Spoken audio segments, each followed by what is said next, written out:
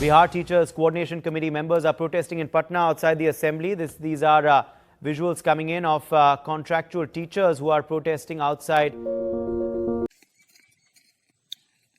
नमस्कार साथियों, मैं आप सभी का मित्र बोल रहा हूं। मैं एक बेरोजगार युवक हूं जो रोजगार की तलाश में संघर्ष कर रहा है। मैं बीएड, नेट, सीटेट और बिहार टेट पास हूं। मैं नेट 2018 में किया था, 2017 का बीटेट और 2015 का सितंबर माह का सीटेट पास कर चुका हूं। 2015 में मेरी बीएड की परीक्षा समाप्त हो गई थी और उसके बाद 2017 में बिहार सरकार के द्वारा बीटेट का एग्जाम लिया गया था। यह स्वप्न दिखाकर कि एक सुनहरा स्वप्न कि रोजगार मिलेगा, बहाली प्रक्रियाएं सुधार होंगी। जो बहाली प्रक्रियाएं 2000 आपको ज्ञात है कि नीतीश कुमार जब हमारे सीएम बने थे और शिक्षकों की बहाली प्रक्रिया आरंभ किया और 2011 में बिहार टीईटी का एग्जाम लिया था, तो एक नए बिहार की संकल्पना हुई थी। नए समाज की, नए माहौल बनाने के जो स्वप्न देखा गया था और हम छात्रों को दिखाया गया था, हम युवाओं को खास करके कहीं दिखाया गया था। उस स्वप्न का एक दृष्टा मैं हूँ और कहिए दृष्टा ही नहीं, भोक्ता भी मैं ही हूँ। तो मैं कोशिश करूंगा कि जिस तरह से मैं महसूस कर रहा हूं, चूंकि मैं भी अभ्यर्थी हूं, 2015 से लेकर 2020 तक इन 5 सालों के संघर्ष की मेरी अपनी कहानी है, जिसे मैं नकारात्मक रूप में लेता हूं। 2011 में जब स्टेट आया, जब एग्जाम हुआ, बड़े पैमाने पर शिक्षक बहाली हुई और उसके बाद जब मैं 2017 एग्जाम दिया और 2017 के बाद बहाली निरस्त की गई, 3 बार बहाली निरस्त किया गया और निरस्त करने के बाद उस बहाली को पुनः लाया गया। इसे 2012 में जो अभ्यर्थी बच गए थे और 17 में बच गए थे, उन दोनों को मिलाया गया, मिलाकर बहाली लाने की बात कही गई थी और बाद में 12-17 के नाम पर लड़ा गया, छात्रों के बीच में लड़ाई हुई। फिर सीटेट और बीटेट के नाम पे लड़ाई हुई। उसके बाद पुनः सीटेट दिसंबर को शामिल किया जाए या नहीं, इसके नाम पे लड़ाई हो गई। यानी अभ्यर्थियों को आपस में लड़ाया गया, अभ्यर्थी लड़ते रहे। कुछ लोग परीक्षा के पक्ष में, कुछ लोग विपक्ष में आए और पक्ष विपक्ष के बीच की जो लड़ाइयां चली, इस लड़ाइयों में कहीं वो सामान्य विद्यार्थी पिस गए जो स्वप्न देखे थे, शिक्षक बनने का स्वप्न, रोजगार पाने का स्वप्न, उनके स्वप्न, उनकी इच्छाएं, अभिलाषाएं कहीं दब गई।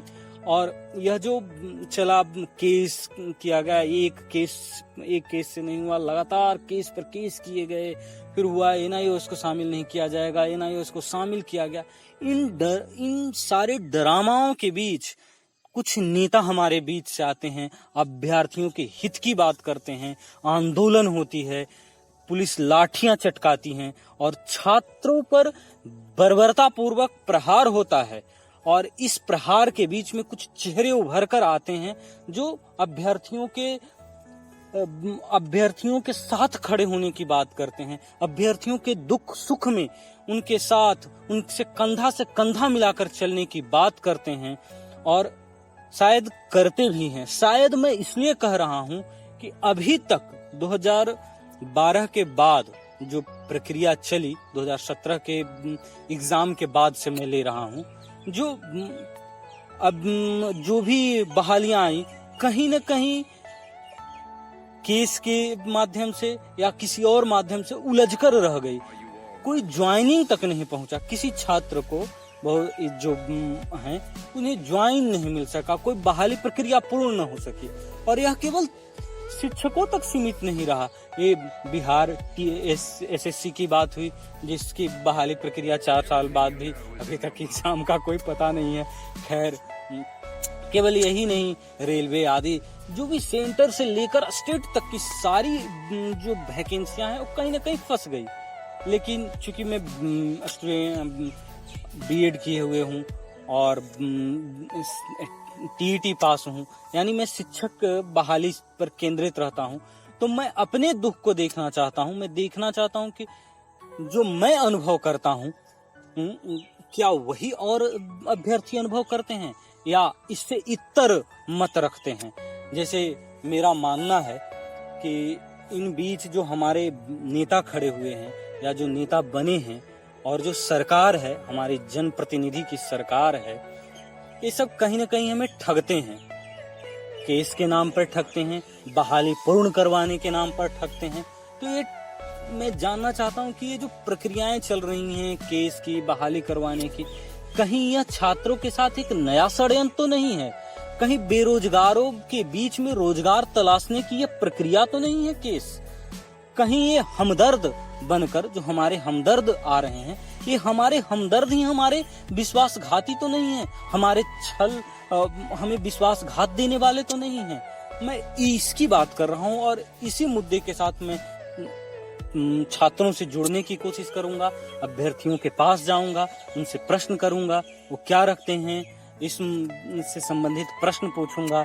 जैसे इन 4-5 सालों में जो बहाली प्रक्रिया है संपन्न नहीं हुआ तो कैसा दृष्टिकोण रखते हैं। साथ में बहाली प्रक्रिया जो है, जो लेंदी बहाली प्रक्रिया है, इन्हीं मुद्दों को मैं लेकर विभिन्न छात्रों से मिलने की कोशिश करूंगा और आप लोगों के बीच रखूंगा। उसमें मेरे कुछ प्रश्न होंगे, जैसे जो लेंदी बहाली प्रक्रिया है जिसमें हमें गांव-गांव, पंचायत छात्रों को दौड़ाते हैं। आप फॉर्म भरने के लिए दौड़िए, उसके बाद लिस्ट देखने के लिए दौड़िए, फिर आप वेरिफिकेशन के लिए दौड़िए, उसके बाद आपका जो आएगा बनकर मेधा सूची आएगी, मेधा सूची पर आपत्ति के लिए दौड़िए। कितना दौड़ू जनाब, मैं ये पूछना चाहता हूँ। मेरे छात्रों के बीएड के जो नेता बने हैं, सवाल ये इस बहाली प्रक्रिया पर बहाली लेने को तैयार कैसे होते हैं, मैं ये जानना चाहता हूँ। वो क्या उनका एक दृष्टिकोण नहीं होता? क्या वो नहीं थकते इस तरह इन लेंदी प्रक्रियाओं से? जहाँ डिजिटाइजेशन की बात कर रही है सरकार, पेपरलेस प्रक्रिया की बात कर रही है, आवासीय और आचरण जैसे प्रमाण पत्रों के लिए आप ऑनलाइन आवेदन करवाते हैं, और शिक्षक बहाली प्रक्रिया को ऑफलाइन। ये कैसी प्रक्रिया है? और कैसे हमारे छात्र नेता हैं एक शिक्षक के नेता जो नहीं करते? तो मैं और ये भी जानना चाहूंगा कि इसके साथ में ये जानना चाहूंगा कि जो बंद कमरे में छात्रों के प्रतिनिधि और सरकार के प्रतिनिधि के बीच जो बंद कमरे में बात होती है, वो बात बंद कमरे में क्यों होती है? जब कंधे से कंधा मिलाकर हम बैठे हैं आंदोलन करने के लिए, उन आंदोलनों के बीच से हमारे जनप्रतिनिधि, हमारे छात्रों के नेता निकलकर बंद कमरे में क्यों बात करते हैं? हम लोगों के सामने स्टेज पर क्यों नहीं बातें करते? आते हैं, अंगूठा दिखाते हैं, भी बनाते हैं, विजय हो गया। कौन सी विक्ट्री हो गई? कौन सी बात हो गई? प्रक्रियाएं बदलती। मैं प्रश्न इसलिए कर रहा हूँ कि पृष्ठभूमि नहीं बदल रहा है। स्टेट की अभी हालिया एग्जाम स्टेट का हुआ है, आप दुर्दशा देख लीजिए। लगभग 1 साल होने को जा रहा है, अभी हम लोग एग्जाम दूसरी बार दे चुके हैं, या यूं कहिए तीसरी बार। कुछ जो छात्र हैं जिन केंद्रों पे परीक्षा दोबारा ले गया इस नाम पर कि क्वेश्चन आउट हो गया। जनाब, आपके हाथ में पूरी शासन तंत्र है, कैसे आपसे चूक हो जाता है? और चूक के वो जिम्मेवार कहाँ हैं? उनको क्यों नहीं सामने लाया जाता है? और जब आपसे चूक होती है तो उन्हें निकाल कर भगाइए। आप स्वयं शक्तिशाली हैं, आप राष्ट्र के अध्यक्ष हैं, क्षमा चाहूंगा, राष्ट्र के अध्यक्ष नहीं, राज्य के अध्यक्ष हैं। आप अपने आप में सबसे बड़े ओहदे पर बैठे हैं। मैं उन लोगों से जानना चाहता हूं, आप लोगों के माध्यम से, जो हमारे अभ्यर्थी हैं उनके माध्यम से उनको जानना चाहता हूं, टटोलना चाहता हूं, कहां तक है ये स्टेट की परीक्षा? अभी परीक्षा पूर्ण भी नहीं हुई, परीक्षा फिर से 4 केस लग गए इस पर। मुझे भय है, मेरे अंदर एक भय, एक डर दौड़ रहा है कि मेरे बीच के जो नेता हैं कहीं इस केस के नाम पर हमसे जो चंदा उगाही कर रहे हैं या जो पैसा ले रहे हैं, न केवल हमसे बल्कि हमारे और मित्रों से, बहुत से बोले कि बहुत से अभ्यर्थियों से मैंने पैसा नहीं लिया। आप जिनसे लिए हों, एक आदमी से लिए हों, तो उनसे क्यों छलावा? उन्हें बताइए ये लड़ाई क्यों? इसको शामिल कर लीजिए, 17 को शामिल कर लीजिए, दिसंबर को शामिल कर लीजिए, उसको मैं चाहता हूं सबकी को शामिल कीजिए। वह भी अभ्यर्थी है, वह भी मेरी तरह भूखा है। मांग कीजिए जो जिन्वन मांग हो संपूर्ण बहाली की, मांग होनी चाहिए संपूर्ण सीट की। उदाहरण के तौर पर मैं बताऊंगा कि मैंने पेपर में पढ़ा था कि 2017 अप्रैल तक 1,92,000 सीट बिहार में वैकेंट है। बहाली आती है कितनी? 90,000 पे। भाई 1,02,000 सीट किस खुशी में रखे हुए हैं? क्या अगले चुनाव में उसको बन जाएंगे? उसकी रिक्तियां आएगी अगला जब चुनाव आएगा, और हमारे नेता फिर उस चुनाव पर जाकर केस कर देंगे कि भाई जो हमसे जुड़िए, जो फेल हो गए हैं जुड़ जाइए। पास और फेल एक सिक्के के दो पहलू हैं।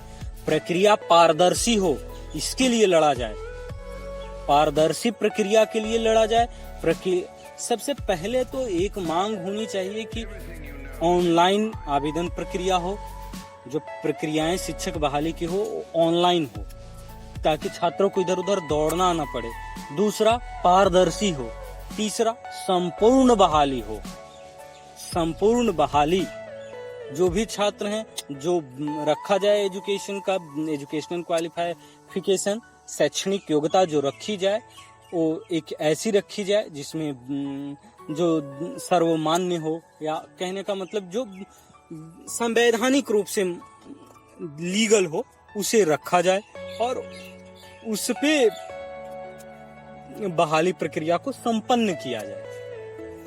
इन्हीं सब मुद्दों के साथ जो अभी मैंने आपके बीच बोला, इसी मुद्दों के साथ मैं लोगों से जुड़ूंगा, अभ्यर्थियों के पास जाऊंगा, उनके दुख को, दर्द को, क्योंकि बहुत से ऐसे मेरे मित्र हैं जिनका एज ऊपर जाता जा रहा है, अभी अब केस हो चुका है, बेचारे लाचार हैं, अब इस तरह से मजबूर हो चुके हैं तो अन्य परीक्षाओं में बैठ नहीं सकते हैं, अब मजबूर हैं प्राइवेट सेक्टर में जाने को। तो उनका भी, वो हमारे बीच के हैं, तो उनके भी दुख दर्द को समझा जाए। साथ में उन विद्यार्थियों का भी जो नए रूप से आए हैं, उनका भी अनादर नहीं होना चाहिए। सबको समान रूप से लेकर चलने की प्रक्रिया पे बात होनी चाहिए, पारदर्शी प्रक्रिया पे बात होनी चाहिए।